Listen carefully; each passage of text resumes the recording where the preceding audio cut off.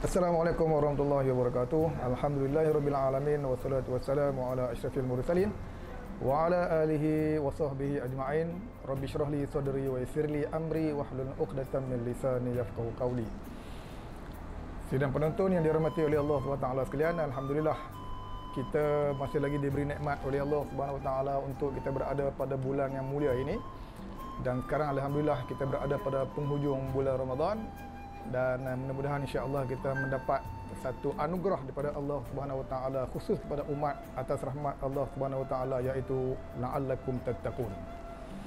Sedang penonton sekalian, alhamdulillah kita diberi nikmat untuk berpuasa dalam bulan Ramadan, dan insya-Allah juga kita memohon kepada Allah Subhanahu Wa Taala kita dapat menyambut kegembiraan setelah kita bermujahadah selama sebulan dalam bulan Ramadan ini dengan kita menyambut kedatangan Syawal yang insya-Allah bakal menjema. Mudah-mudahan insya-Allah dapatlah kita bergembira dalam keadaan suasana hari raya, seperti mana dianjurkan kepada kita agar masih lagi kita meneruskan ibadah dalam bulan Syawal ini dengan kita tidak lupa ada adab tata susila di saat kita menyambut kegembiraan, dengan kita kunjung mengunjung, ziarah menziarah, dengan kita makan, kemudian mendapatkan hubungan silaturahim, memberi salam, mempertautkan hubungan hablum minan nas di kalangan kita. Itulah prinsip yang dianjurkan oleh agama. Assalamualaikum warahmatullahi wabarakatuh. Alhamdulillahirabbil alamin wassalatu wassalamu ala asyrafil mursalin wa ala alihi wa sahbihi ajma'in. Rabbi shrah li sadri wa yassir li amri wahlul 'uqdatam min lisani yafqahu qawli. Sidang penonton yang dirahmati oleh Allah SWT sekalian, alhamdulillah kita masih lagi diberi nikmat oleh Allah Subhanahu Wa Taala untuk kita berada pada bulan yang mulia ini. Dan sekarang alhamdulillah kita berada pada penghujung bulan Ramadan, dan mudah-mudahan insya-Allah kita mendapat satu anugerah daripada Allah Subhanahu Wa Taala khusus kepada umat atas rahmat Allah Subhanahu Wa Taala, iaitu la'allakum tattaqun. Sedang penonton sekalian, alhamdulillah kita diberi nikmat untuk berpuasa dalam bulan Ramadan, dan insya-Allah juga kita memohon kepada Allah SWT kita dapat menyambut kegembiraan setelah kita bermujahadah selama sebulan dalam bulan Ramadan ini dengan kita menyambut kedatangan Syawal yang insya-Allah bakal menjema. Mudah-mudahan insya-Allah dapatlah kita bergembira dalam keadaan suasana hari raya, seperti mana dianjurkan kepada kita agar masih lagi kita meneruskan ibadah dalam bulan Syawal ini dengan kita tidak lupa ada adab tata susila di saat kita menyambut kegembiraan, dengan kita kunjung mengunjung, ziarah menziarah, dengan kita makan, kemudian mendapatkan hubungan silaturahim, memberi salam, mempertautkan hubungan hablum minan nas di kalangan kita. Itulah prinsip yang dianjurkan oleh agama kepada kita, insya-Allah. Dan tuan sekalian, kita melihat bagaimana momentum untuk kita melaksanakan ibadah ini diteruskan oleh Allah Subhanahu Wa Taala, dan ganjaran itu dilipat gandakan oleh Allah Subhanahu Wa Taala kepada kita.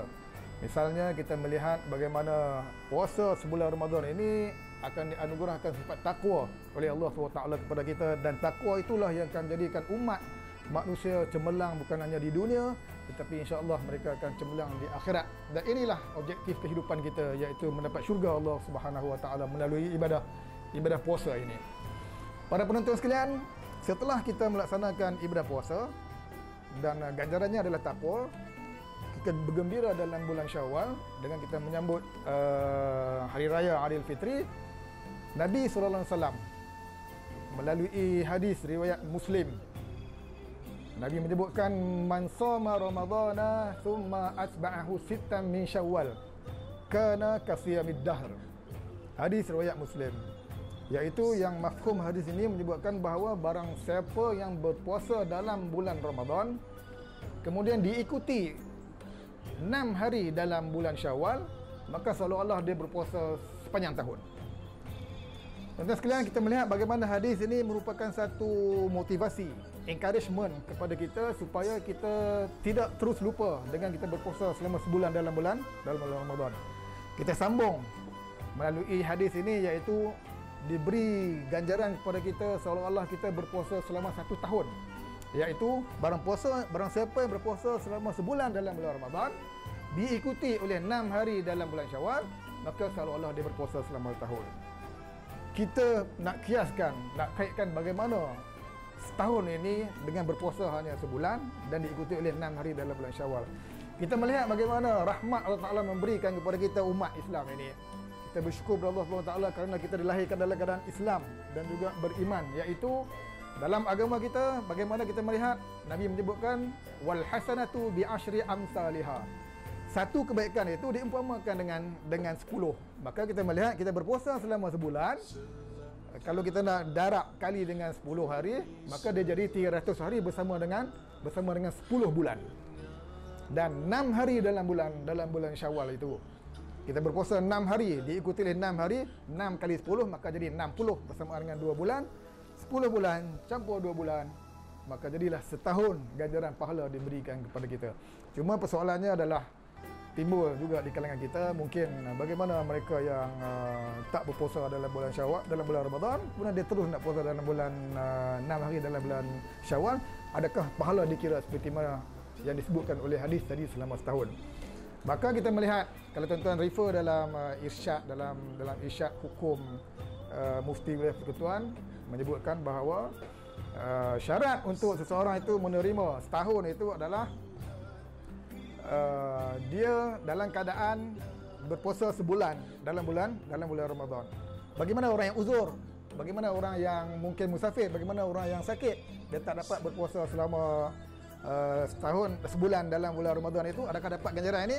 Jadi mereka mengatakan bahawa kalau sekiranya uzur ataupun bermusafir ataupun ada kelonggaran, maka ianya dapat juga pahala seperti mana pahala disebutkan tadi selama setahun. Maksudnya yang dikatakan mereka tidak dapat setahun ini adalah bagi mereka yang meninggal dengan sengaja. Tapi kalau sekiranya ada masalah, uzur, sakit dan sebagainya, kita melihat ada kelonggaran. Faman kana minkum maridan aw ala safarin fa'iddatun min ayyamin ukhra.